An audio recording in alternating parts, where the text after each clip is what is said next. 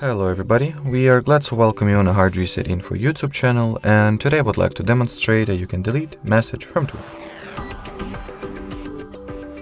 So if by deleting the message you meant how you can remove a tweet that you have posted, you can do that by tapping at the three horizontal dots over here and then tapping at the delete tweet option.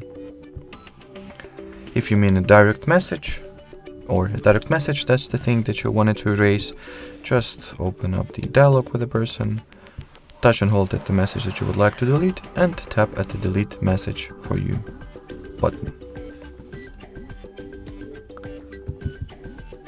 If you would like to remove your reply to some tweet, let me, first of all, create one.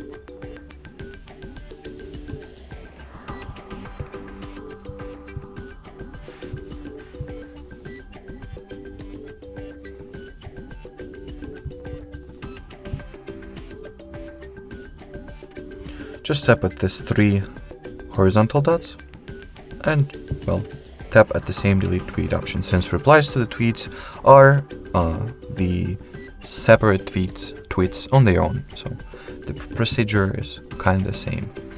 Alrighty, so that will be it for this video. Thanks for watching, thanks for your attention, and bye-bye.